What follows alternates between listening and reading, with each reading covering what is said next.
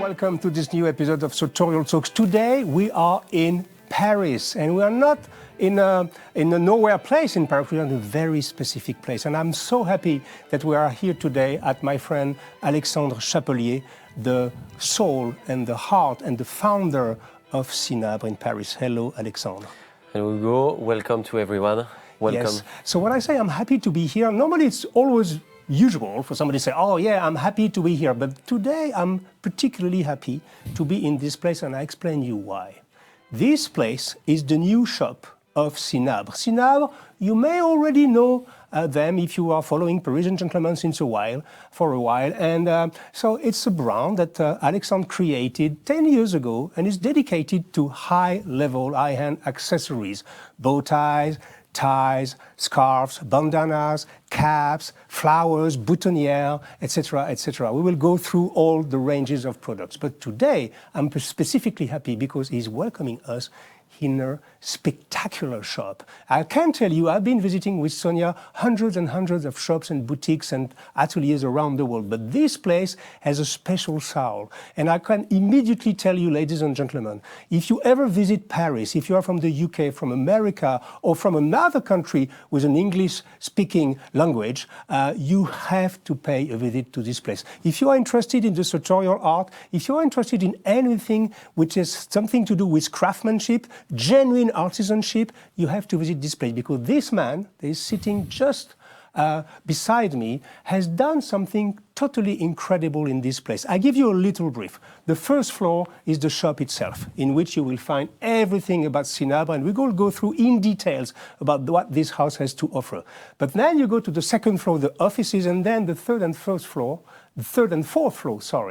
is suite, like a hotel. It's not open yet. And I can tell you immediately, it's going to be one of the most exclusive places in Paris, with a work that Alexandre did with his team, selecting the fabric, doing partnership with the best of the best in tapestry in the world, and also maybe the best beds in the world. We're going to go through this a little bit later, and this is going to be absolutely exclusive. In my opinion, it's a palace that doesn't say its name. And this is why I'm extremely happy to be here today and to introduce you to the great house of Cinabre, 14 Cité Bergère in Paris. We're going to put the address. And immediately, please, please, please, if you like what we do, if you worship artisanship and craftsmanship, you have to come and visit this place.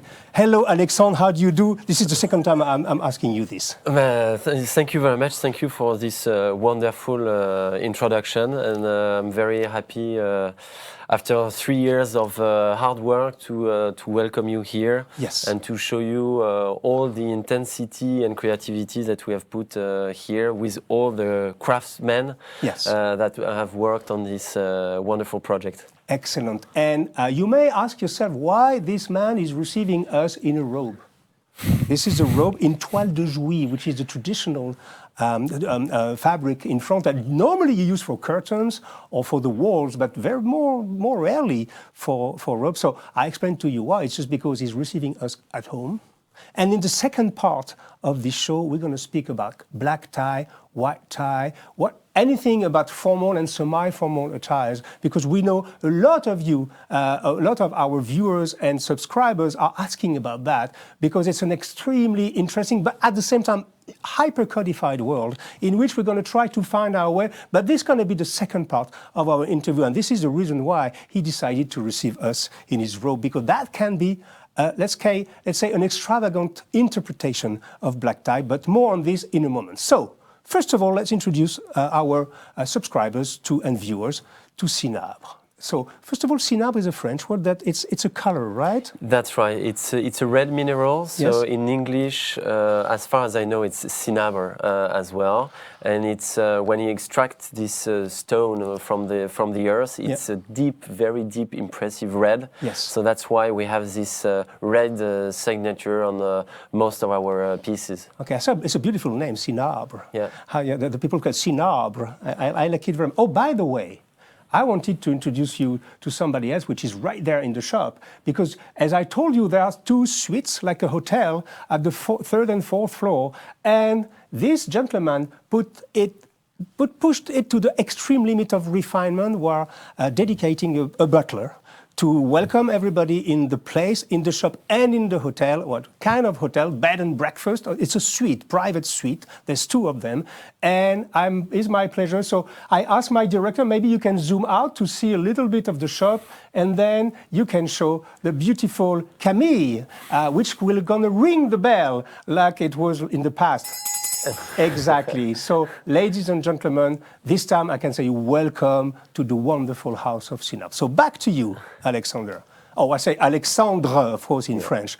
So tell us a little bit the story about Cinabre. You created this company 10 years ago. My first question is, how can a man like you decide to swim against the stream? Because casual is everywhere, casual is reigning supreme. More and more people are getting rid of bow ties, of ties, of formality.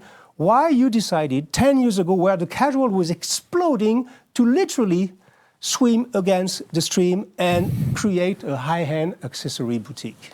Well, it's a good question, Hugo. Some days I think I'm crazy or stupid. Yes, no, you're not. I think it's a question of passion. First of all, I think we both share the passion for nice clothes, for being elegant. And for me, the accessories is. I've always been interested in fashion and in clothes in general. I have huge collections of vintage clothes and vintage military jackets that later uniforms that we can show later on in the show. But for me, why I started the accessories, because I think it's something key in the silhouette of somebody, because it's really the first thing that you can see on someone. You mean it brings an accent, and it tells about the personality of the person who's wearing it? Exactly. Definitely, I think it brings really something special, because all the men's or women's roughly looks the same. Like for men's, they have the same kind of suits, gray, dark blue. I thought you were talking about the attire, because I don't feel I look like Brad Pitt. No, you know, it's a bit different. Well, almost, Hugo. No, I'm kidding. But you mean the classic men's style is pretty much the same? Pretty much the same, and even casual, pretty much gray, dark blue. So it's the way, if you have a bandana, if you have a scarf or a cap, or if you have more classical silhouette like a tie, well, it is those accessories that will definitely make the difference. Yes. It will show your humor of the day, how you feel, what if you're creative, if you're someone more conservative. So I think you can tell a whole story and your own personality just with accessories. That's a very good way of looking at things, I must say. I never really thought about that, but you're right that the first thing that people are, this is an accent, we call it, it's an accent item. You know, you bring your personality through an accessory, and you're absolutely right about that. The fact is also is a way sometimes to express your personality, and it's also a way for us to access some high-level craftsmanship without breaking the bank. That's right. That's very important, because not everybody can afford bespoke suits, for example, or even made to measure. Some people may struggle a little bit because they have other fish to fry, as we say. I think we say this in the UK, or they have other priorities in life. But it's also make the high-end luxury accessible, and a lot of people, and I know I was like that when I was younger. I couldn't afford to have bespoke suit. I couldn't afford to have high-level shoes. Well, actually, I was bargaining, buying second foot, actually, for the shoes. But I remember very well trying to buy very specific accessories that allowed me to enter this world of sophistication without being able to, going to my banker and say, "I'm sorry, sir, I need a loan for $5,000. So anyway, tell us a little bit the story of Cinabre. You started 10 years ago, as far as I know, just after some kind of more corporate job, you were scouting talents, right? That's right. I was a talent spotter. Okay. I was a talent spotter. Yeah, talent spotter. So I was traveling the world to find some talented entrepreneurs. So it was a financial fund. Okay. And we were investing in family-owned or entrepreneurial companies. Okay. Quite large corporations. So it was really a nice job. Probably it was one of the nicest jobs, because I was invited by a very big blocks. I mean, very important entrepreneurs. Yes. And my job was just like the interview today, like, don't talk to me about your own business, but talk to me about you. Yeah. What is your talent? And the idea of the philosophy of our investment was really to spot the talents, not because of their business, but because of their own talent, how they made the difference when they created their businesses. It sounds like a dream job. Yeah, well, it was quite well paid. I was spending my days meeting with incredible talents. Incredible talents, and after a few years, I said, wow, I need to start my own company. So you decided that you're gonna spot yourself. Yeah, well, we can talk about that later on. Well, in a few years, if I truly have the right talent, I don't know if I'm the best entrepreneur. Because I'm sure very passionate about my I can testify. Business. I'm not sure it's the best business in the world. We'll see. I think you have good chances. I will invest a little penny or two on you. Okay, that's not millions nice. For the moment, but I will invest a little penny. I'm just joking. So you launched this in 2012? Yeah, 2011, 2012. Yeah, and it was in your room, basically? Yeah. I was sharing an apartment with some friends, and I started in my room, just a few blocks from here. Yeah. And then we started with scarves. Printed scarves, because I really love this material. We started with bow ties as well, neckties, and then we had our first deal with Colette, the famous Colette was a very store. important concept store. That it closed down a few years ago, right? Yeah. Yes. Yeah. It was a kind of you have this concept in America about the boutique hotel. For me, Colette was a kind of a boutique big store. That is to say, it was a huge store, but at the same time just curating very specific brands and very specific productions. And I don't know why they closed, by the way. Well, they wanted to do something else. It's a fantastic story. I have a lot of respect for those two women who started up this wonderful company. It's a mother and a sister, Sarah and Colette. Yes. And it was a huge success. And it's as well very impressive to stop when you are at the top of your success. Yes, that's remarkable. It's very chic, you know. It's like Saint Laurent when he quit. Yes. He was a big star, and so for me it was. I had lots of respect. They were very hard worker. And for you, women. it was an incredible booster, right? For the brand, incredible booster. When I started to sell my products there, I had Kanye West or Karl Lagerfeld, who was a regular client for my bow ties. Yes. So that was a great opportunity, and thanks to Colette, I had the access to lots of shops in Japan and in the US as well. Isetan in Japan. Isetan, Shinjuku. That's right in Japan. I know this shop very well. It's a department store, actually, massive. No, it's a beautiful store. And in the US, the big names. Yeah, the big names like Neiman Marcus, Bergdorf Goodman in New York.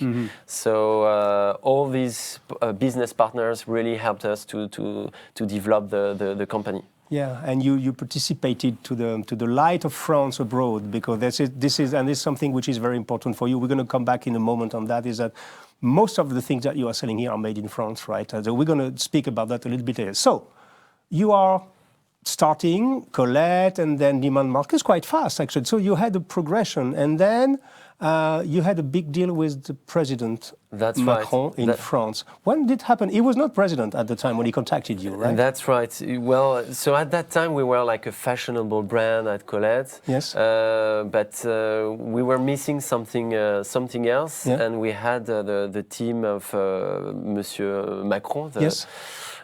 He was just a candidate. He was running for presidency. He was completely right. Yeah, he was running for president. It was like 6 months before the election. So we're in 2016? That's right. The end of the year, and one guy of his team comes to us. He knew the brand. He was a client of the brand, and he told us, "Oh well, do you want to make a partnership with Mr. Macron to give him a few ties and a few scarves for Mrs. Macron?" Yes. Oh yes. So for you having this deal with the French president, it was not a president. He was running for presidency with a big booster, because ultimately he was elected. Yeah, that was really incredible for us. So his team came to see us like 6 months before the election. So we gave a few neckties and a few scarves for Mr. and Mrs. Macron. And when they got elected, the same guy called us and said, "Wow, this is it. This is it, Alex. You are the supplier of the French president." I said, "Wow, that was really, really amazing for us." So now Mr. Macron, Mr. President, has approximately 40 to 50 Do you have his size ties. Here? Yeah, we have one of these ties. This one is the most popular tie. Yeah, voilà. This is a navy blue satin, the one that he's wearing. I show you, ladies and gentlemen, if you want to wear the same time as our president, you can buy this tie as Cinabre. Is officially the supplier. It's for us, it's not like the royal warrant in the UK. You know, there's this official supplier to the crown. Cinabre is the official supplier to the Élysée, the French presidency. And Mr. Macron is wearing this tie constantly. Almost this one particularly he's wearing in like the major events. Yes. Because it's more like dress up. Yes. Than, yes, of course. Of course. So like for all the important meetings, that's the tie that he's wearing on his portrait, official portrait. Ah, yeah, of course. So yeah, we do sell exactly the same tie. But it won't be precisely the same because, you know, on the tie we have we can personalize the name, but so you won't have the same initials of course, as Mr. Macron. That will be the only difference with his tie. So we're in 2016 and then 17, and all of a sudden things took off for you because in terms of notoriety, and more people started to speak about you, of course, for that. And then, fast forward, I knew you were in a small boutique not far from here, right? Actually, your first shop that you opened. The first shop was like 3 blocks away from here in the dance district. Then all of a sudden, sorry to interrupt, because I can't wait to come to this place that I already just introduced in my introduction, if I may say. But why all of a sudden you decided to jump in the sea? Literally, without swimming aids, you know, you have to. And at the moment where everybody is forecasting that retail is going to be difficult, you know, people are going more and more online, and why all of a sudden you invested all this time and money you work with architects and with the finest craftsmen in every subject, the wood, the tapestry, the fabric, of course, but even the floor. Everything you are using, I can testify, it's extremely specific. So why did you have this almost crazy idea to say, at the moment the retail is doing this, you are investing and creating a gem of a boutique? Why? Well, it's a good question. To be honest, sometimes I was really asking me the same question when I was in the middle of all this construction work. Yes. But I think it was during COVID. We were all stuck in our small apartments or houses, and I wanted to build something where people would be happy again to go in a boutique, to have a specific experience. Yes. And I wanted to find a place where we have our office just above the boutique so that we can see and meet clients if they are asked for. And I wanted to create something unique. I wanted to create a boutique. When you open it, you're like in a movie, and you want to dream, and that's it. And now, I mean, the online business is of course very important for us. It's much bigger than the boutique business, but this boutique is a way to say to people, well, come back to the real life, where you can touch people, touch fabric, and of course, if you are all over the world in the US, it's more difficult. So we'll be happy to send you our pieces that you online do on a daily basis. Actually, daily basis. But next time you come in town, even if you don't want to buy anything, just come over. You want to have a coffee, you want just to see some very nice craftsmanship, and that was the idea. And what is interesting in that is, sometimes, you know, we overuse words in this society, and I think it's the time that want that, but we all speak about customer experience. I think this word has been almost, you know, is losing its impact because everybody's speaking about an experience. But to be honest, I have to use this word. Well, disclaimer, I don't have any business agreement with Alexandre. I don't have any commission on anything we sell here. It doesn't matter to me. But Sonia and I, when we arrived yesterday night, we arrived quite late at night, he made us a tour of this lovely boutique, and we were literally, it was breathtaking, because we could feel that at every corner, everything that you see around us, it's absolutely exclusive. For example, tell us about these fantastic curtains and tapestry. I don't know how we call a bivouac. I don't know if we say this in English. A military tent. Yes. Military tent. And it's made with a very special fabric, for example. Let's take this example, for example. What is it?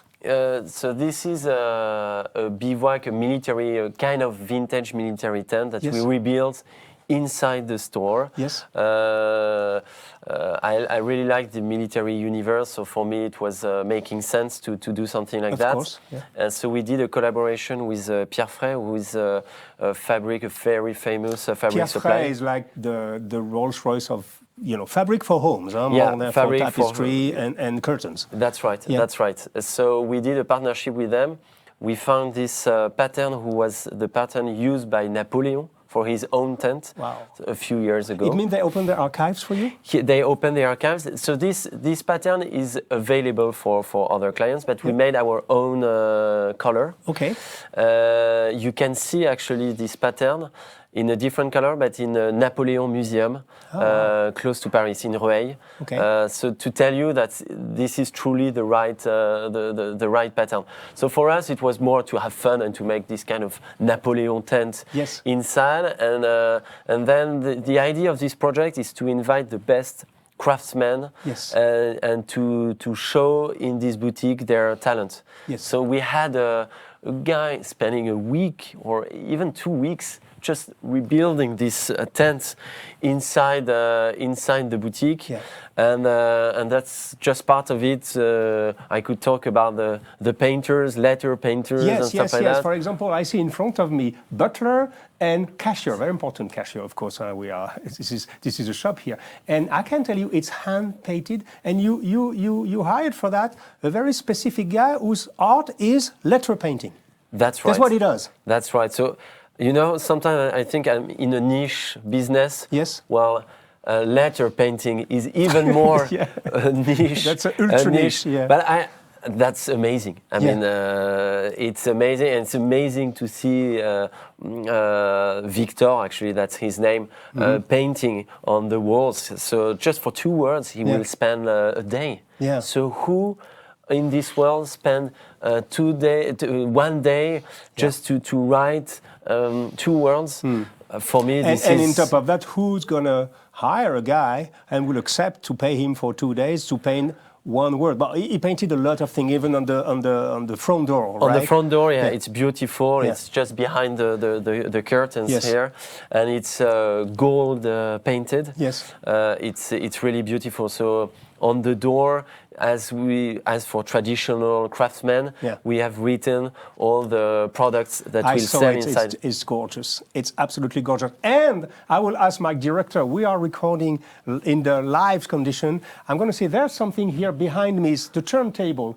So I hope you can grab it with the camera. Yeah, the turntable. Even this, you can ask this gentleman. I tell you, this is almost an extremist in terms of refinement and attention given to the details. This turntable, when I entered, I think everybody is spotting this turntable. Okay, it's a denim turntable. It's a vintage one, but it has some wood around it. And you can ask this gentleman, who used to be a DJ, still DJing a little bit. That's right. If you want to have this turntable or a vintage turntable that you want to recraft a little bit, put some wood, you can ask. Right? That's right. That's right. It's so it's a vintage turntable system. Yes. Here it's a vintage denim, which is a very good system. Absolutely. And around the system, we rebuild a wooden decoration, which is really beautiful. So each piece is unique. Unique. And who you're working with a craftsman, I suppose. In a craftsman, yes, based in Nantes, Brittany. Brittany. Well, yes. Actually, people are from Brittany say Nantes is not Brittany, but it's close to Brittany. French. It's French stuff. Problems. Yeah, French stuff. Yeah. But it's close to the French coast, Atlantic coast. Yes. And he's very talented, and he's digging Japanese vintage hi-fi system, wow. and he's rebuilding it. So all the in the two suites as yes. well, you will have like very extravagant hi-fi system as well. Yeah. I told you about an experience, ladies and gentlemen. So you start to understand what I wanted to say. You start to discover little by little, piece by piece, touch by touch, the universe of this gentleman and the brand that he created. But in this place, basically, you can admire turntable, you can admire vintage uniform, you can buy caps and scarves and bow ties and boutonnières, beautiful boutonnières. More on this in a while. And so, but I want to come back just briefly on the suites that are number 3rd floor and 4th floor. We can't show them to you right now because, to be honest, it's not finished. It's still, I mean, the main thing has been done. But for example, we had a guided tour yesterday of one of both of them are very big. I was speaking about 1,000 square feet, something like that, 90 square meters. So I think it's close to 1,000 square feet. That's and right. When we see everything, there's a turntable, there's a winter garden, even in one of them. Yeah, that's and right. then you have a huge place you can receive people to dine and everything. And last but not least, the bed. And I must say, I never heard any story like that about the bed, which probably, and without a doubt, actually, looked like the most beautiful beds in the world. Tell us a little bit about that. This is a partnership you did also with these incredible craftsmen? That's right. So it's a partnership we did with Hestens. Hestens. It's a Swedish bed company. You are Swedish also. That's right. You're half Swedish. Yeah, my mother is Swedish, yes. and she's based in. She grew up in Köping. It's a 2 hours drive from Stockholm, and it's that's as well where this Hestens company is based. Yes, and it's. Well, without any doubt, the most beautiful, the most luxurious beds in the world. So we're talking about the mattress, which we have a structure. There's everything. It's the bed, the bedding by definition. The comfort. The comfort it's just insane. I mean, they have been doing beds for almost 200 years. Yes. With the same techniques. Each bed is handmade as well, and Hestens means. Coming from the horse. Yes. It's, I don't know how to call that in English, but the horse hair. Horse hair. So the mattress is full of horse hair. I know that it sounds a little bit weird, but it's the very old tradition way to make the beds, like since... the Egyptians. Pharaohs, literally. Pharaohs, exactly. It's the way pharaohs were making beds. And it's, I don't know, you have to test it. It's my pleasure. I can't wait to test it with Sonia, just to see, because everybody's saying, and of course the prices of these beds are totally out of this world, right? You have to have a lot of money, but that's right. And this is what this gentleman, I really appreciate what he's doing, is inviting in his place, when we call about Frey, the tapestry, this is the top of the top. I would say in France for sure, maybe among the tops in the world. It's one of the best. And these people for the beds, and then the turntable, and then everything is pushing to the extreme limit to give you an actual and a real experience. So enough about this suite. They're going to open during spring. Yeah, well, hopefully. May, spring. Yeah, but for sure in September it's going to be ready. Yeah, that's for sure. That's for sure. Summer, and hopefully, yes. Okay, we're going to probably speak again. We're going to do a guided tour one day, but remember that we're going to put the link. The Suite Cinabre is going to open. I really strongly advise to reserve your night, because I know that such an exceptional place like this one will be fully booked very quickly, because once again, it's going to be an incredible experience. You're going to have a butler. It's a beautiful idea. So now, let's go back a little bit to the product you distribute, because people may or may not know what you are doing here. So give us an extensive list of what you are doing. You're doing caps. Yeah, we do. So first of all, everything around the neck. Yeah, everything around the neck. bow ties, neckties, scarves, square scarves, cashmere scarves, voilà. Yes. Then we do... I like the voilà, it's voilà. very French, yeah. The lapel pins. The boutonnières, the boutonnières, ouais, voilà, yeah. voilà, les boutonnières. We do lots of vintage stuff as well. So we dig vintage cufflinks, we studs as well. You also do some shoes. vintage glasses. Yeah, vintage sunglasses, which are truly amazing. Yeah. We are starting this morning on the robes. The robes. Yeah. Let's stop a little bit about that. Okay, ladies and gentlemen.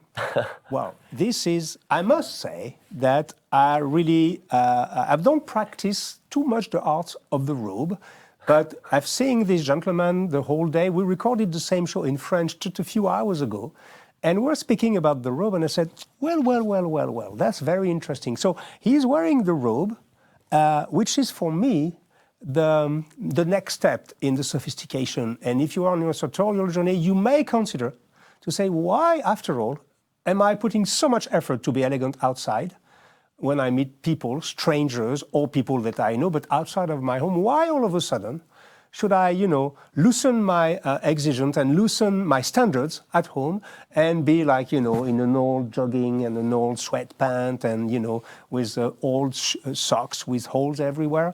Well, actually, I think he's right in this one. You can really practice this art of being also elegant within your family or with your wife or with your husband or with, it's something that is, I think it's really pushing the bar a little bit further, and it's very agreeable. So tell us a little bit about this robe. I find them exceptional. The pattern he's wearing is toile de Jouy. Toile de Jouy normally is for walls. That's right. It's traditional, right? This is the traditional French that you can find in castles exactly. and mansions. In the countryside, in French castle, that's right.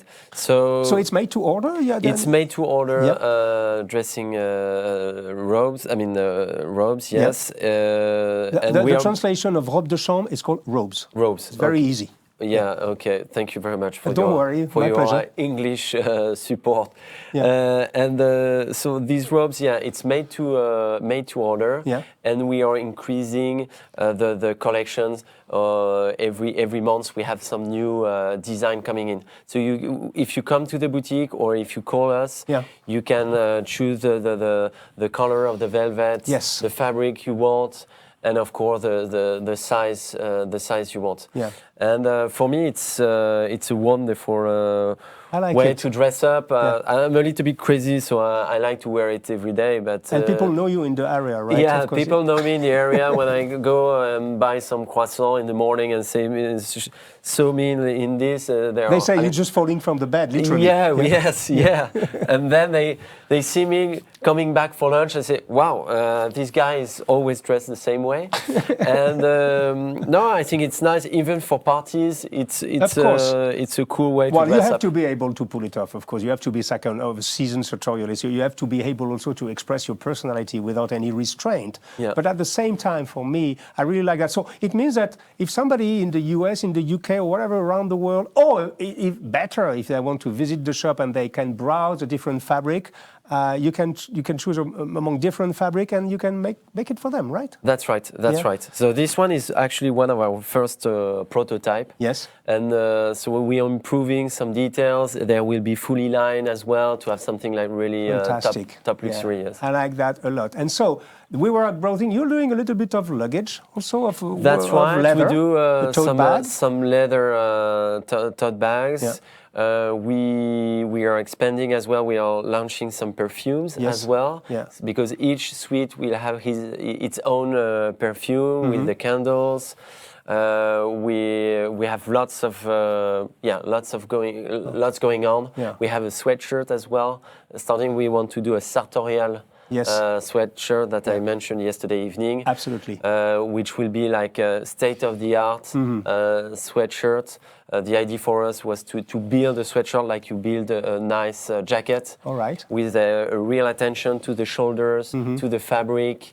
And you see, I'm a little bit colder on this guy. I can't help, because it's just my education. It's just to say, well, I've been fighting since years and years, and you have to say, throw away your freaking sweatshirts, and just buy a proper shirt. But I know if Alexandre is taking over a subject, normally he will push it to the extreme. So I will support you anyway on that. But I'm going to try it. Not sure I'm going to wear it. But it's just because I'm going to turn 60 in 2 months. And maybe I'm an old grouchy guy. But it's just, I understand that everything you do here. Oh, by the way, I just forgot. We wanted to show you a few samples or prototypes of the robe. So if my director is listening to me, yes, he's showing you right now the few examples of the robe that you can see at the back of the store, which is beautiful. Everything is beautiful here, I must say. Even we can't show you the floor, but the floor is amazing, and everything is the attention to detail. So here are what may be, ladies and gentlemen, your next robe. That, for me, it's a fantastic Christmas present. If you want to treat your dad, or even your mom, or even your granddad, or even your cousin, whatever, a robe is a fantastic idea, you know, because it's extremely original. You're not used to be gifted a robe, actually. But me, if you want to give me something for Christmas, Alexandre, I will be happy to receive it. I'm just joking. But, well, I really like this idea. Thank you to my director. We are mixing this live, and I love this idea of having this totally in the live condition. So let's continue now about what was supposed to be, but you know, we are very talkative. We like to be together, and we like to share our passion of a place like that with you. So, but we want now to focus on black tie, white tie, anything about formality, because this place also is like a heaven in terms of accessory for the white tie, with the boutonnière, with the cummerbund. I always have some problem to say it in cummerbund. Yeah, it's okay, a tricky this one. is this belt that you put. We will show you later, and you have everything you can dream of. All the bow ties, the specific cotton bow tie for the white tie. You have a lot of different bow tie. We will show you, but. As we also have, we are always pursuing some kind of education goal on this channel. We wanted also to just touch base a little bit on that. Well, disclaimer, it's very important. The disclaimer is very important. Okay, if you're from the UK, ladies and gentlemen, everything, all the codes, all the rules are coming from you guys. So bear with us, and we apologize in advance if you are a purist and a real connoisseur in black tie and white tie, with all the little differences and idiosyncrasies that can be different even from a region to another region. We apologize in advance. But for those who are less educated, like maybe we are, but we've been studying the subject. We went back to the books actually to really make sure we're not forgetting anything. We just wanted to just simplify the whole thing, because specifically the problem we have in this kind of codes is that the semantic is very different from a country to another. That's true. What is called, for example, a dinner jacket in the UK is called a tuxedo in the USA, and it's called a smoking in France, which is very confusing, because a smoking in the UK is something else. It's the jacket you wear for smoking, precisely. So don't get lost in all these things. We're going to start from the top of the formality and going after to the black tie, because you may or may not know that when we say formal attire, black tie is not a formal attire. It's a semi-formal attire, because the real formal attire is what we call white tie. Yeah. Okay, just give us a little bit of references on that. And I know that you are producing the bow tie very specific for white tie. Show it to us. Yeah, that's a very, if we start for the white tie, if we start with the white bow tie, yes, that's the truly very traditional white bow tie. Yeah. It's only, I mean, the real one, it's only in cotton. No silk. No silk. Cotton. Yeah, you should avoid silk, and it's Switzerland cotton. Yes. That's the best coton piqué, yes, as we say in France, or nid d'abeille. Mm-hmm. And then, of course, it's better to have a tie-it-yourself bow tie. Of course, it's not better, it's mandatory. It's mandatory. For the white bow tie, it's better, even if here we put it's a not hoop. better, it's mandatory, I It's repeat. mandatory, Yes. it's mandatory, okay. Yeah. For our viewers and for our subscribers, I think this is something you can't wear a self-tied bow tie. It's a pre-tied bow tie. It's impossible, because it looks like a robot. Yeah. Immediately, it's perfectly square, perfectly symmetrical. And there's something that we have to fight against in this life, is symmetry.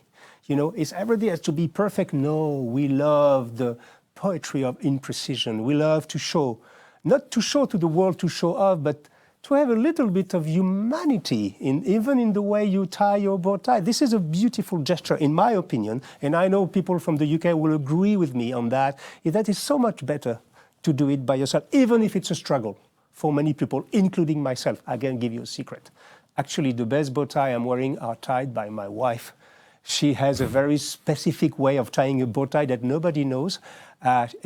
She was taught by her father, Mr. Glenn Nicholson, who passed away 3 years ago, and he showed her, and then she's doing it on her leg, which is kind of sexy, to be honest. She's doing it on her leg, and she's tying the bow tie, and then she's putting it on me, and it's always, I love it. It's something, it's a little secret. Well, I know how to tie a bow tie, but I prefer that my wife is doing it for myself. So this idea of a self-tied bow tie, it's paramount for me. You really have to learn. And if you come to this place, they will teach you, right? You are teaching people to do it. Yeah, for sure. We are teaching them how to do it. And well, of course, we are helping a little bit the customers because the bow ties are pre-tied, but you can tie it, untie the bow tie later on. Yeah. But if you're like in a hurry, there is a little hook here, just to keep the bow tie tied.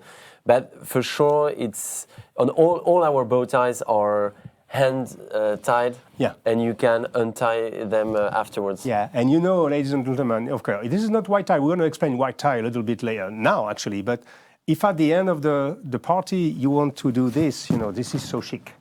Because you're showing that you've been tying your bow tie by yourself, you know, and it says something. Not to show off, not about who you are or how rich you are or how powerful you are or how sexy you know. It's just a trait of your personality that you are respecting the codes and that you are honoring the people who are inviting you. Because normally, if you are wearing the tailcoat, we are talking here, it's not showed here. We are talking white tie is the tailcoat, is the really... You told me that in Scandinavia, for example, they still a lot wearing the tailcoat. Yeah. We don't in France. Yeah, actually. No, that's true. The tailcoat is very popular. It's quite popular in Sweden and Scandinavia because they have lots of events where you can wear it, like the Nobel Prize. They are all wearing the tailcoat, and for a few weddings as well, like chic weddings, I would say in Sweden, you have to wear the white tie. We're not going to stay too long on the tailcoat because very few occasions, except maybe in Scandinavia and some high aristocracy, but it's very rare, specifically in France and in the UK. It's less rare, of course, because you have the crown and the royal family. But the tailcoat basically is this tailcoat, as it says, with a tail at the back, and you don't close it, and you wear it with a white. You have the one from your grandfather. That's right. So I brought it here. That's fun. That's from my grandfather. So you have this. Of course. Piqué. Piqué, le gilet. The vest. The vest. The vest. Alors, we say vest in the UK. I think, I don't know if it's the UK or the reverse in the USA, and we say waistcoat. Waistcoat. So we can say waistcoat or vest, whatever. We say vest for now, okay? So this is the traditional one. This is from 1 century ago, pretty much? Yeah, pretty much 100 years. It needs to be cleaned a little bit, actually. But it little bit, sorry about that. I'm sorry about that. And then this is the shirt. That's the shirt, so there's still the name of my Chapellier grandfather on it. Funny. And actually, I'm using this kind of shirt when I go at the pool or on the beach. Yes. You know, just after after a swim, it's very chic. So this guy has something different. You can tell immediately. But this one has no color because you have a detachable color, right? This is a stiff color that you put on it. Exactly. Yes. So that's the color that you have to put on it. Yeah. And here you have on this particular shirt, you have only one hole. You can put like a pearl or something. Of course. Something nice. Yeah. So the stiff color like that, it's, to be honest, very difficult to find some. Are you able to scout it for your clients if they ask? Yes, you can. Yeah. So it's mainly it's making a deal with you. So you're going to receive maybe a few phone calls. So you can provide. Yeah. We will be able to provide. We are currently finding a supplier in the UK. Yes. Okay, that's good. So we are talking here not the garments behind. It's the tailcoat that you wear with the vest and with this wing color. So, Okay, let's move away from the wing color immediately, because there's a kind of a debate between the people. Because more and more, and specifically in the USA, I see people wearing the black tie, that is to say, the tuxedo with a wing color. Well, we agree with Alexandre. Well, you can do it, of course, there's no problem, because freedom is key, even in the sartorial world, thank God. But if you want to stick with the coat, and then it's just a matter of, you know, beauty. And for us, wearing a wing color, which is not, this is a real stiff color. Believe me, before breaking this, you're going to have to work hard. So it's really stiff, literally. But the one that you buy, or the one you can even make, it's a little bit at the end, after a few hours, it's going a little bit down, and it's not very beautiful. And on the top, you see the braid of the bow tie. It's not very beautiful. So for tuxedo, our advice, but once again, you do whatever you want, is to have a turned down color, which is much more beautiful. And I think in terms of proportion and visually, I think it pays off much more. So that was for the tailcoat. And now I want to clarify, because it's very confusing with the word. You have the frock coat and you have the morning coat. So in a nutshell, the frock coat was the day coat. We're talking about an era of Downton Abbey. It's very easy. Look at Downton Abbey, it's like a PowerPoint for white tie and black tie. They know everything about that. This is exactly what you have to look at, and you'll see that back in the years, the people were dressing for the day when they were going to town, or they were dressing in a more countryside look when they were going in their, you know, property, and then every night, at night, they will put on the tailcoat to go for dinner. This is the 19th century. A few aristocratic family probably still practice this art. Very, very few in France for sure, and maybe, of course, in the world. But the frock coat is what you were wearing during the day, but it was more like a full skirt. That is to say, it was not a cutaway like we see the tailcoat. But now we have another figure of style, which is the morning coat. And the morning coat is coming back actually for weddings specifically, right? Yeah, that's true. Yeah. I mean, it has always been popular in the UK, yes. But in France, it's truly coming back, and in the USA also. In the USA as well. Yeah. So we are really encouraging the people to go on to that direction. That's because beautiful. It's beautiful. It makes your wedding very special. Yes. If it's expensive, actually, you can find vintage morning dress like that quite easily in the UK. And it's, for me, it's beautiful. It's special, what I call special occasions, folklore. I don't know how to... but folklorical, but the thing is that the most special day should be a wedding, actually, pretty much. Yeah, that's true, and it's, for me, it's just beautiful. So you have this beautiful jacket, which is normally black traditionally. Then you have, of course, this very specific trouser, if you want to speak about it. Morning stripes? That's or cashmere stripes? Cashmere stripes. Which is odd, because it's not cashmere, because the cashmere pattern is very different. But very different, once again, you know, the words are very, you know, slippery, let's say. We don't really know, etc. So once again, if there's some purist, don't throw rotten tomatoes at us, specifically if you are English, because if you like rugby, just remember last weekend, I don't know when this episode will be broadcasted, but I don't want to do too much on that, but this last crunch, if you like the rugby, was really a disaster for England. And I must admit, this is historical for us to win 53-10. There's no humiliation here, it's just because I'm a rugby man myself, and I was so happy that at last we made it in Twickenham, which is the temple of rugby. And we, of course, we respect English rugby. You invented this sport, by the way. But it was for us a great moment. You have the crunch tie. I do have the crunch ties for any rugby fans. I'm just trying to avoid the rotten tomatoes I receive from England right now. No, it's, I mean, you know, I don't know if the British saw the crunch tie, ladies and gentlemen, by this gentleman Cinabre. You have the rooster of France and you have the rose of England. Of course, with the colors mixing. I don't know if we can get that. We have a rooster and we have a rose here. I'm pretty sure we can do a little zoom on that. If not, it's not a problem. But look, this is the crunch tie. I didn't know you had this. So once a year, you are selling this tie? Yeah, once a year, and of course for the Rugby World Cup we are expanding. We have a small ties collection for rugby fans. Yes. With la troisième mi-temps. Yeah. The third halftime we call it is where you party basically. Yeah, that's right. Have fun. And for the World Cup we are currently designing some very nice ties. Yeah. A tribute for some major teams like the Haka of New Zealand, for instance. Yeah. And we do actually for the Brits, so it shows that we have lots of respect for the British. Of course we do. We do specifically in the formal and semi-formal world. Of course, we do a special tie with Johnny, Johnny Wilkinson. Oh my! Playing, doing a drop. Yes, a drop goal. A drop ball on the tie. A drop goal on the tie of the that we. I think we designed. can say Sir Johnny Wilkinson. Actually, I think Sir Johnny that's Wilkinson. Right. Yeah. That's right. He was one of my heroes. Well, actually, he was one. This is why we love rugby, and enough in rugby in 30 seconds. It's just that. Although I don't really appreciate the way the English are playing rugby with open-enders constantly, etc., I must say that Johnny Wilkinson was incredible, man. It's an icon of rugby, and we have to surrender sometimes, for people who are extraordinary players. And I have a lot of respect. I think on Parisian Gentleman, I wrote an article as a tribute when he retired to him, because this is the definition of a gentleman for me. But let's go back to the morning coat. The morning coat. So.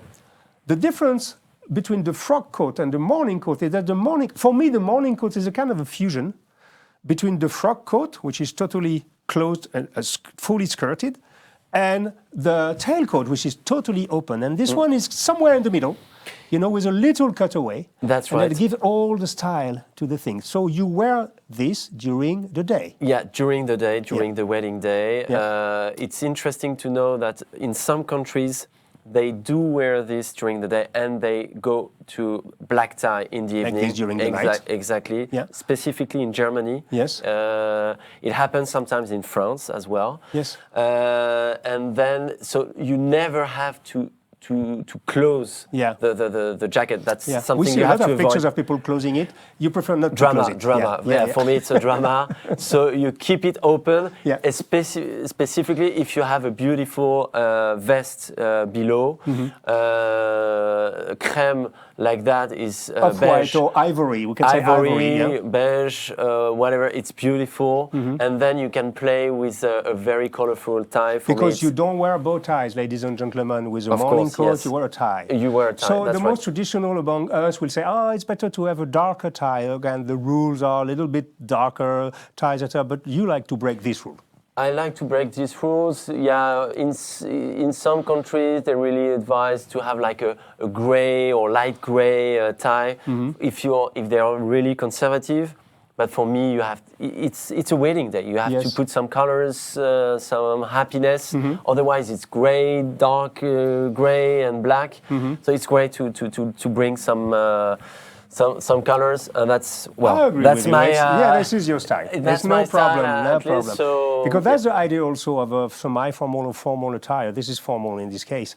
Is that it's a kind of a paradox, but in order, I think, to revive this art of really being extremely elegant and making an effort, because it's all about the effort you make for who is receiving you for a wedding, for an occasion, for a cocktail, for whatever thing. When it's written on the invitation, white tie or black tie, it's an invitation to make an effort to show your respect, or to show, it's very important, and we are losing this a little bit in this world. So it's the first idea about that. But at the same time, when you respect the codes, you can have a little bit of tweak. You can have a little bit of twist. You can be classical with a twist. And I like these ideas maybe to be a little bit more flashy tie and stuff like that. Let's talk about the boutonnière, because this is a very special production that you do right here. That's right. All our boutonnières are handmade in close to Paris, in Chanel Le Marié atelier. Yes. So it's beautiful pieces.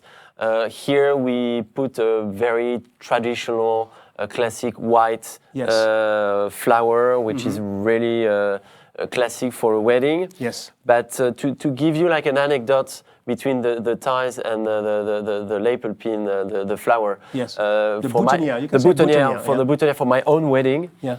I created unique ties made of vintage Hawaiian shirts.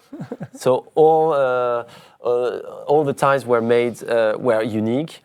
And then the boutonnière was dark blue like that. This one? Yeah, this one. For me, it's interesting to sometimes not to have something shiny, but yes. you just play with the colors, I agree. with the material, and it's interesting. And from time to time, you can have the pin going out. Yes. That's the more traditional way to wear it, but you kind of have the pin going out, and it makes it more like a bijou, like something more raffiné. Like jewelry. Jewelry. That's right. This guy is very creative, I must say. So you see, the boutonnière here, the sky is the limit in terms of material, in terms of colors. It's mainly, this is velvet. This one is, what is the material? That's velvet as well, that's linen, that's silk. That's just a very tiny part of what we do, but we have like boutonnière made of vintage military fabric, denim, whatever, leather, that's right. Goodness. So everything is possible with boutonnière, so it's a nice product to work on. I see my wife doing big gestures at the back, and I know she wants me to talk about, try to decipher why white flower, red flower, does it has a meaning when you wear a special color of your flower or not? And this is something that, well, I don't know exactly. We read something with Sonia, is that right, darling? We read something together saying that if you are wearing a white flower, it means that your mother passed away. And if you are wearing a red flower, it means that your mother is still alive. And you are honoring her with the flower. And same thing, you're honoring her memory with the flower. What I know is that flowers in the British education about how to wear the boutonnière or the flowers, it has a lot to do with remembrance and memories, and to honor, for example, soldiers from the past. With the puppies. Yes, with the puppies, and etc., etc. So once again, ladies and gentlemen, we're not hyper specialists of that. If somebody has the full guide of how to wear a boutonnière and the meaning of colors, I will be very thankful if you post it on the comment section of this video, because it is very important for us to understand. And I know it can vary from even a region to another region. So this is why we tried to do our homework with Alexandre before recording this episode, but it was difficult for us, to really go through. So that's about the flower, which is absolutely beautiful. By the way, give me an opportunity to tell you, ladies and gentlemen, that most of the thing, if not all the thing, I would say the vast majority of the things that are sold here are made in France.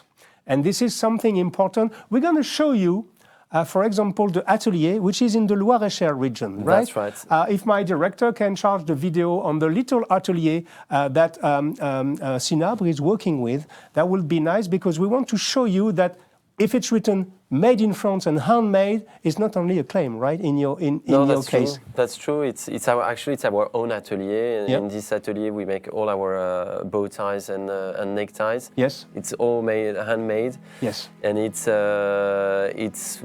truly in the middle of the countryside, 2 hours drive from Paris, and it's very close from the touristic castle, Loire-Vallée castle region. It's not in a castle, not yet, unfortunately. Soon.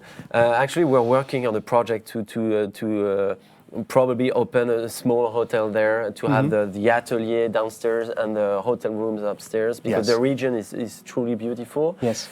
So we do all the bow ties and neckties there, and the flowers are made at, I mentioned it before, but at Chanel Atelier close to Paris.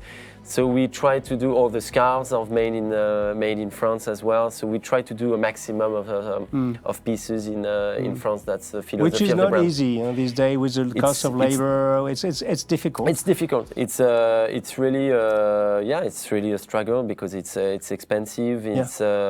And it's difficult because lots of savoir-faire is disappearing. Know-how is really disappearing. And sometimes when the savoir-faire disappears, you go to the UK or to Italy, right? Because you have no choice. Yeah, because you have no choice. Sometimes we have to be honest. The know-how is better in Italy. Like for instance, for the cashmere, we have like very beautiful cashmere scarves that we do in Italy.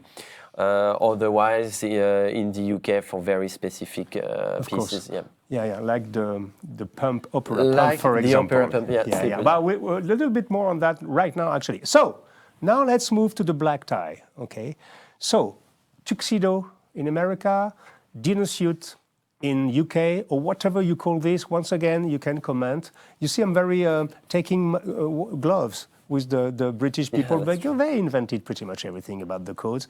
So I encourage you one more time to comment in the comment section. Well, this is my tuxedo, by the way, or we say smoking in France, which is improper, by the way. We're going to explain to you why.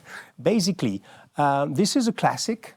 Well, not exactly tuxedo. We're going to say tuxedo for once. Okay, let's be American for a while. Okay. And I said classic, and not exactly classic, because a tuxedo can be, most of the time, is single-breasted with a vest under, a waistcoat. Okay, but in my case, as if you follow this channel, you may or may not know, but you may know that I am obsessed with double-breasted, and my tailor Lorenzo Cifanelli made this beautiful tuxedo in 2015. I think it was for the book signing on my first book, Parisian Gentleman. It was in November 2015, just after the terrorist attacks in Paris. There was a very moving event. We have almost 500 people showed off just 10 days after the Bataclan. That was something really impressive for me because it was not only for myself. It was at Guerlain on the Champs-Élysées, the most famous perfumer in the world. And a lot of people showed up as a reaction to say, we're not going to stop our way of life because these crazy people have been doing a mass murder.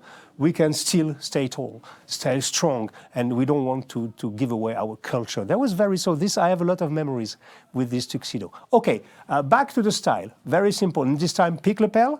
Always pique lapel, pretty much, for a tuxedo. Notch lapel doesn't go very well. Or it can be shawl lapel, like this one, which is white. More on this in a minute, because you can ask yourself, well, it's called a black tie and yours is white. Well, it's another story I will tell you in a few minutes. And then you have slanted pocket, no flap, of course, on top of it. You can see covered buttons. This is very interesting. And you can see the contrasted lapels, which is made of satin, the same as the button. This is very codified and very important. A lot of people are making this mistake, specifically in the US, is that they put side vents or a center vents. No vents on a smoking, because it makes a more sleek silhouette. It's more precise. It's more, you are at your best, literally. And then on the trousers, I can show you on mine. I don't know if you can see it. Can you see my leg? It's a braid, just one. In the case of white tie, it should be two, and in black tie, it should be one. Now I go back to my seat right now. So this is basically the fabric. Well, it's most of the time black. Or this one, actually, you can't really see it, but it's not black, it's midnight blue. And you can see, look. Yeah, it's very raffiné, very... Yeah, this one is black, this one is midnight blue. It's very close to each other, but it's not exactly the same, okay? Sorry, I'm monopolizing the talk a little bit, but because it's my suit. Yeah, so no, please, I have to describe it. And then it's just, okay, so that's pretty much about the jacket, okay? And then probably you have, just one thing about the jacket. Yes. If it's a single-breasted, yes. I would recommend to keep it open as well. Okay. As you have the cummerbund, it's better to have your jacket open. You want to be... Not to be relaxed, but sometimes people can be a little bit like frozen when they are wearing a tuxedo. Yeah. And I always advise them, like, put a hand in the pocket, open your jacket, be relaxed, and you will look very handsome. Exactly. By the way, I don't have a cummerbund on the table. Is there somebody, maybe, darling, you can, it's just behind you, there's a cummerbund. It's the one on the other side, on the other side. Yes. If somebody can bring it to me, because I wanted to focus on that, but I just realized, okay, you can come. Don't worry. Yeah. Merci. Thank you very much.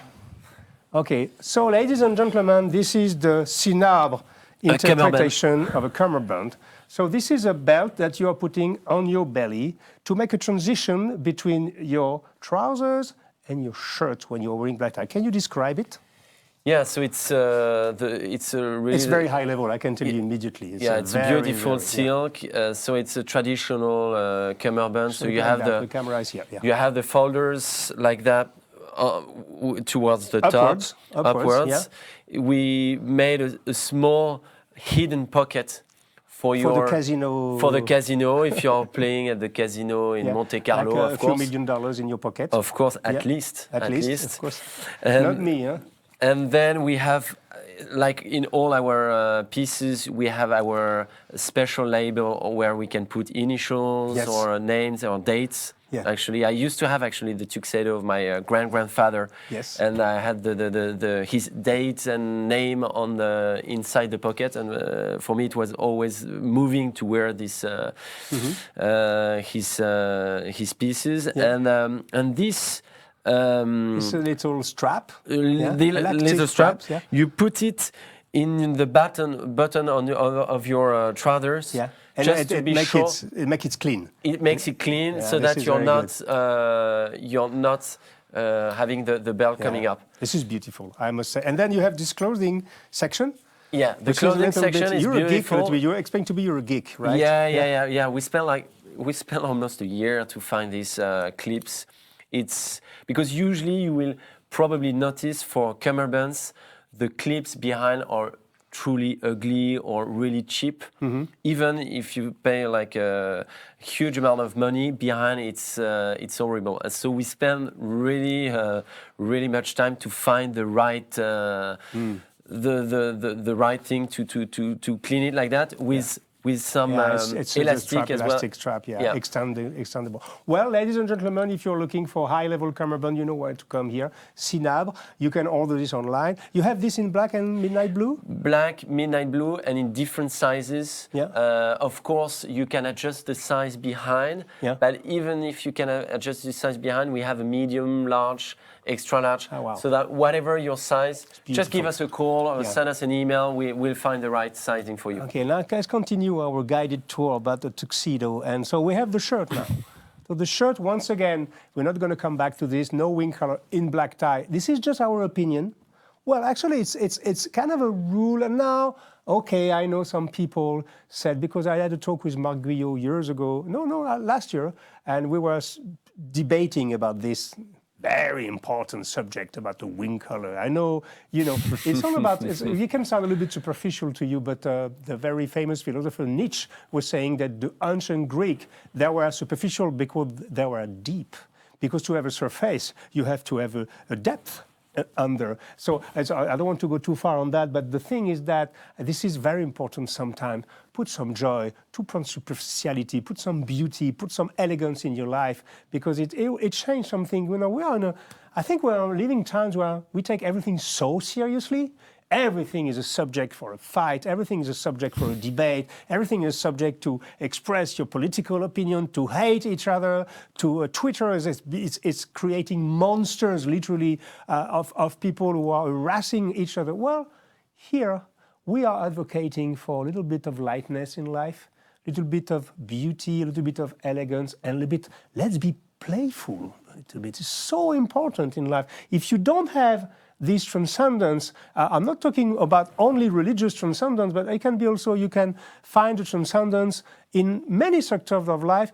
Just re-inject a bit of game, a little bit of, this is very important. Not everything is serious. Sorry, I had to say it. It's just coming from my heart. I was not planned to say this. But it's very important for us that this kind of thing can seem, for the people, these are crazy original people. They just speak about this for hours. No, for us, it's a way of life. It's a way of living. And this place is fully dedicated to this idea. So, the shirt.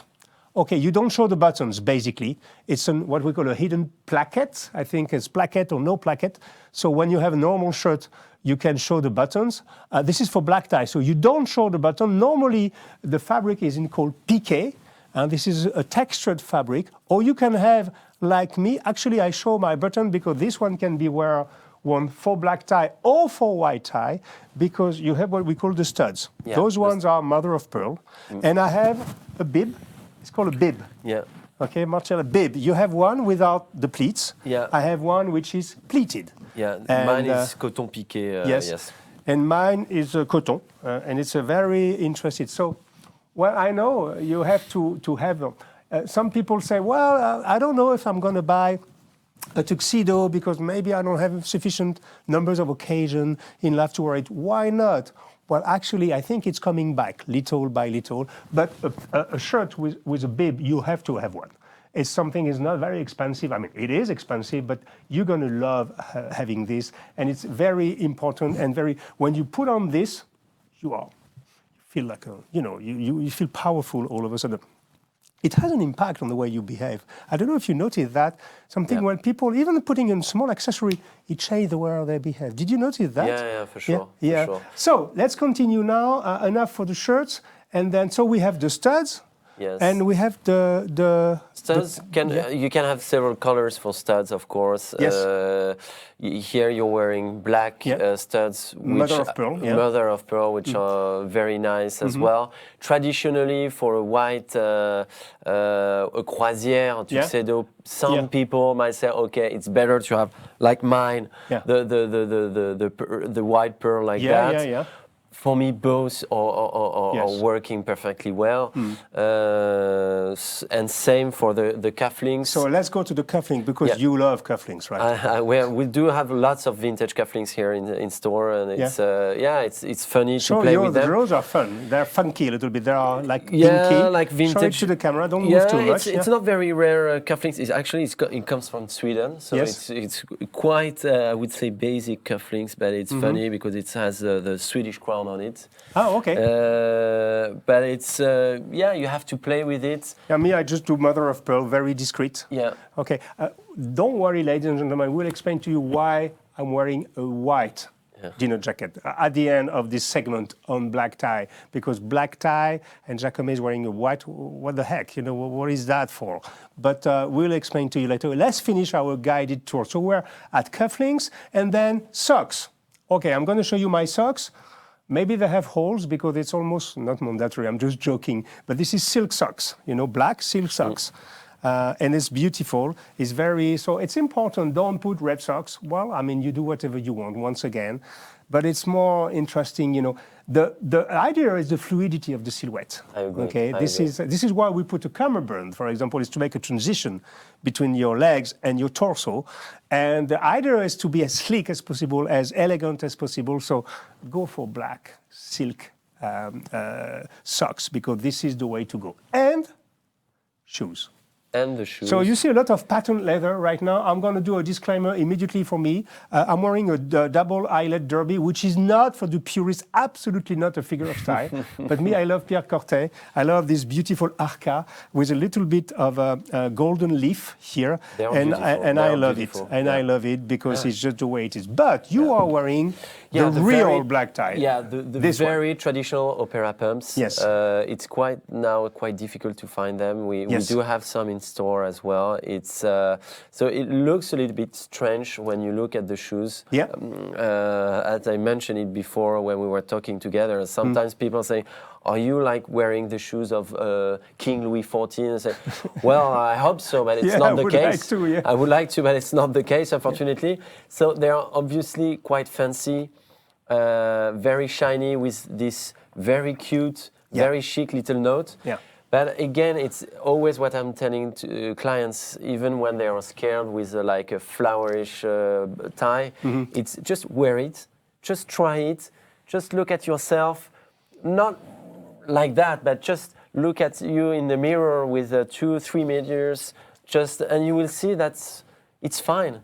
Nothing will happen. It's just beautiful, and it's a beautiful piece. Yeah. I must admit, I was not a big fan. I'm not a well, I mean, I'm not an immediate fan, let's say, about that, but I promise I will give it a try. Okay. I will give it a try, and because I'm not used to that, I can do slippers, I can do patent leather, no problem. But this is, and then you push it. It's an opera pump with patent leather, which is you push it very far, but it's beautiful. So it's available here also. Yeah, it's available here. Okay. Yeah, that's right. And then we have the slippers. Yeah, the slippers. So slippers, it's like normally as the idea of wearing something like you're wearing at home.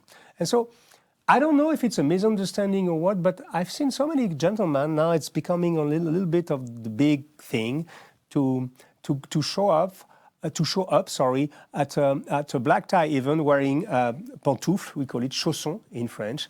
This is lounge shoes or home shoes, literally, in velvet most of the time. Sometimes you have your initials on the vamp, and so it's very interesting. So I think that I try to research why it's okay to do that. Is that, well, it was okay in the past to do this when you were receiving and organizing a white tie or black tie even at home. Well, and this is why at home you wear your home shoes. But now people are doing it outside. Do you like this? Yeah, I think you like it, right? Yeah, I like it. It's for me now. It really became very popular. Yes, especially. I mean, very popular. In our world. Of course. Yeah, sorry. It's okay. In the black tie world. Yeah. And it's very popular, especially now that they've made slippers with the leather sole below. It makes it more like a transition between a shoe and slippers. So and it's very comfortable. Like you can spend hours. It's super comfortable. So it's nice. And the velvet. I'm a big fan of velvet, as you can see in the suites when you visited at the top floor. Yeah. The full wall is in full velvet, and for me, you have like a very deep black or deep blue. It's beautiful. Yes. Okay, that's great. Well, it's so in a nutshell for shoes, at least black shoes. Yeah. No brown shoes, please, no brown shoes. Nothing else but black. Okay, it's black tie. Remember. Then if you can go to the patent leather, and then if you want to go a little bit above, you can do opera pumps or slippers. These are the way to go for black tie shoes. Well, I think we covered pretty much everything. I just want to show, and my director will look at the bow ties display at the back of the shop because they're very important. I don't want to miss this because Cinabre has a fantastic range of all the sizes, all the shapes. Explain to us a little bit. You have this beautiful display at the back of the shop that shows a little bit of the styles you are providing here. Yeah, so we have lots of different bow ties, of course, like bow ties for the weddings with lots of colors and stuff. And we have this very particular black tie corner in the shop, really 100% dedicated to black tie. Yeah. So you have all the kind of shapes that you can find. I think we have the largest black tie bow ties offer in the world, and it's whatever the size. You can see a few there, but it's. Yeah, but they're showing it here. I love this big butterfly. Yeah, big butterfly. This is so fun. It looks to me like Roger Moore in the 70s. No, it's beautiful. So fun, yeah. It's nice. You have the velvet classics. Yeah. And you have sometimes some more fancy designs. What is that? Yeah, that's funny. This is with Swarovski. No, not this one. More on this one. This one is a haute couture fabric, vintage haute couture fabric. So it's a beautiful black fabric. Yeah. It's more like when you have several black bow ties already, and you are used to be invited in black tie events, and you want to be a little bit more fancy. Yeah. It works as well very well, and we have sometimes this red lining for Cinabre. Which is your signature, right? Which is my signature, but we do as well the full black bow ties as well. Yeah. Actually, velvet works very well too. It's beautiful. It's beautiful. For velvet, I would not recommend to have like the velvet jacket. Yes. If by any chance you have the kind of velvet tuxedo, I would not recommend to have the velvet.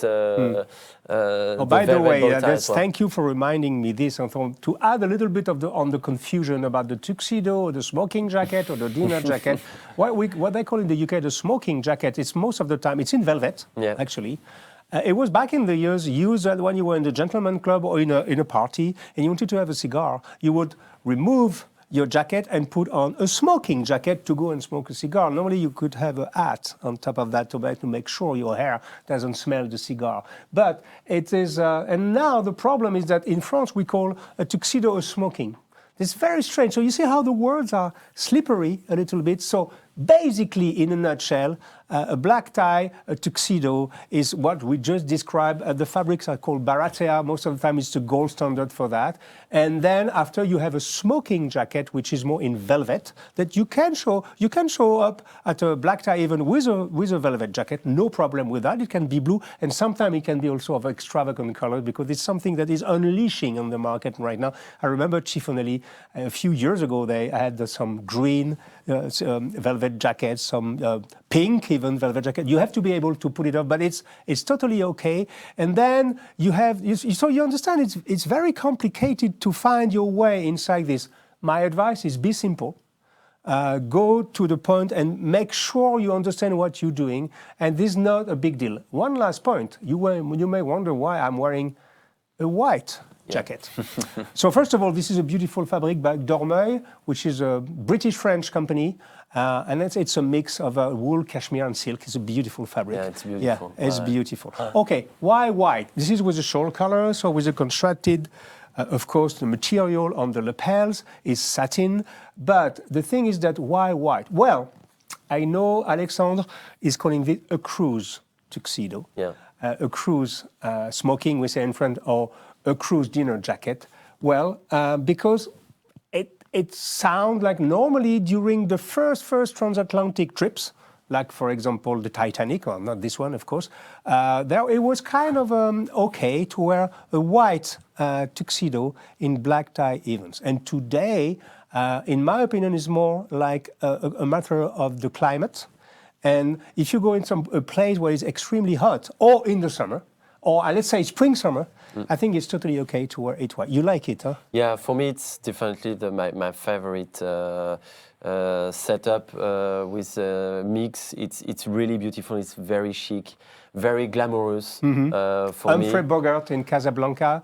My beloved wife, when we were coming back from India, I think she surprised me because, you know, in some airlines specifically, when you have the luck, it's not our case all the time, but we had the luck to travel business class, and it's very comfortable.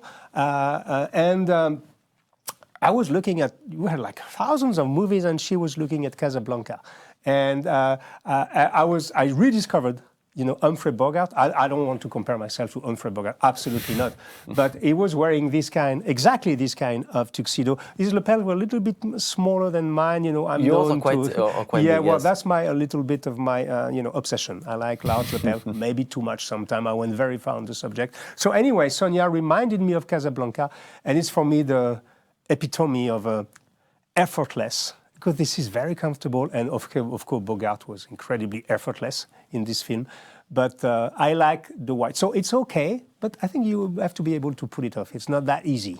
No, it's not that easy, but for me it's really the most elegant. Just a few advice, and a few details. It's not completely white. It's a off-white, ivory, off-white. Yeah, that's very important because true white would be like a waiter. Server, a waiter. So you have to be careful. Yes. If you buy a jacket, that's right. It has not to be completely white. Yeah, but at the same time, we appreciate when waiters are wearing white jackets. Beautiful, it's fantastic. Fantastic. That's for sure. Yeah. And of course, you keep the black trousers. Yes. No white trousers. Absolutely not. You're right. It sounds obvious for us, but it's always good to remind it. But for me, it's super chic. I mean, and another advice sometimes for some people who are hesitating, shall I do this white jacket or fancy bow ties? The advice I give to the clients usually is just you don't care where is your party, but who is invited is more important. Exactly. Is it someone very conservative? In that case, just stick to the rules. Or is it someone who is more fancy, more creative? And in that case, well, you can try the robe, for instance, or something else. But if it's very conservative, just be safe. You said it all, my friend, because this is what everything we say is all about. Is matching the occasion, showing your respect, showing that you care. Exactly. When you show up in a black tie event, if you're invited by somebody, you show that you care because you respect the codes and you respect the occasion and you are matching up to the occasion. This is a very important concept that we have a tendency to forget. People take sometimes the black tie as a kind of a constraint. No, on the contrary, it's just encouraging you to do something, to make an effort. And I think in terms of relationship between the people, it creates something different. No, that's for sure. It's something that is delicious. That's for sure. I mean, every time I wear this tuxedo, my wife is telling me, "I wish you were wearing this this suit every night." I mean, it makes you very. I don't know elegant. if Sonia will love me to have this tuxedo white every night. Well, she said, "Why not?" Well, that's good, baby. Tonight I'm going to wear it with you, darling. And anyway, so, well, I think it's about it, ladies and gentlemen. We could continue with the gentleman for hours and hours and hours. But we'll stop here for now. So, in a nutshell, please, Cinabre in Paris. We're going to put the address, 14 Cité Bergère, beautiful little street. It looks like a little bit like an Italian flair. It's very difficult, very easy to miss because it's a very tiny street. It makes an elbow, like an L, like that. There's a few hotels around, but it's a majestic place and very intimate at the same time. So you have to come and pay a visit to this beautiful boutique, and to Alexandre and his team. They are going to be happy to receive you. Whether you buy or don't buy, this is not the point. But if you're looking for something, an experience which is different, to meet some real passionate people, and on top of that, if you want to come back with an exclusive thing, whether it be a vinyl, you can buy records here, which is crazy. You're crazy. Yeah, this is why we love you. Merci. You're a little bit mad, but we love this idea of going as far as you can. So you can buy a scarf, a tie, a bow tie, boutonnière, probably the most largest choice of boutonnière. I don't know if it's in the world, but for sure of that level of quality, it is in the world. So please pay a visit to these people. If you are visiting Paris, for whatever, for a romantic weekend, or you want to visit Paris, well, this suite's going to be open during spring. Well, I can tell you, I've been visiting all the biggest hotel, well, I mean, on the planet, and palaces, and that. This is a very special place. So it's called Les Suites Cinabre. We're going to put the link also. It's not open yet, so we can't show you the pictures, but we're going to do a guided tour soon enough. But if you want to maybe start to reserve it, and you can, you can really trust me on that. This is going to be a fantastic experience.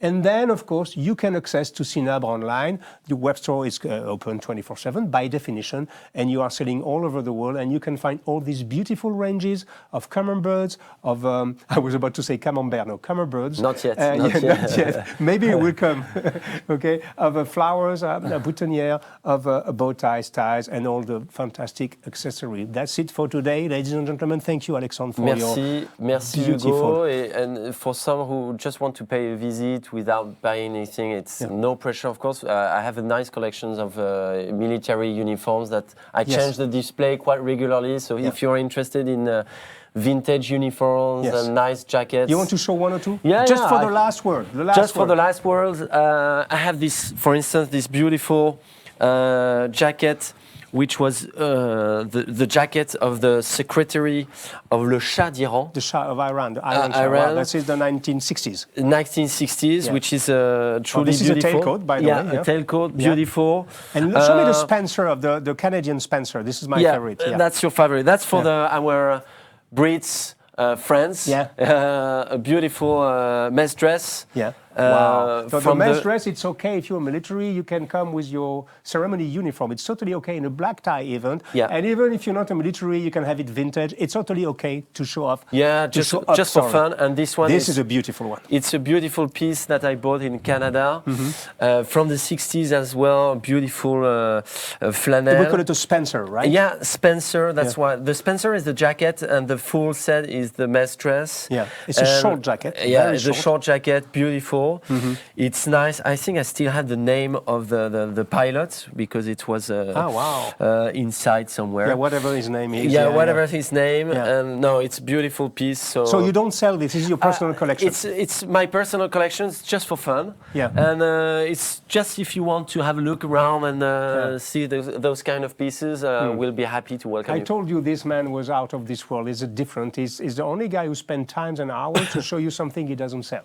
Well, it might sound a little bit silly, specifically for American people that are used to say, okay, he's showing me something, he wants to sell me something. Well, not exactly here. Well, at least I know if you come here, you're going to lose your head because everything is so delicious and the environment is so delicious. So thank you this time, Alexandre. Merci, you know, Hugo. it's the way the French we say thank you and we finish and then we go to another idea. And sometimes in my family we say goodbye 5 times and we kiss each other 5 times because in between each kiss we have another idea. But this time this is the end of this episode. So thank you for bearing with us. Once again, if you are from the UK, you know everything about the codes, or from another part of the world, by the way, and you want to precise a few things that we did, or make us be aware of traditions and things that we didn't know, we are more than pleased to receive your feedback. This is the spirit of the Sartorial Talk. We don't pretend to know everything. We just want to share with you our passion and encourage you to embrace this sartorial path. So I give you an appointment to the next episode of Sartorial Talk. Long live Cinabre in Paris. Merci Hugo. And I give you an appointment, I don't know when, soon for a next episode of Sartorial Talks. Maybe with my beautiful wife Sonia, maybe with me, or maybe with both of us. Cheers, everyone. Cheers. Cheers. Merci beaucoup.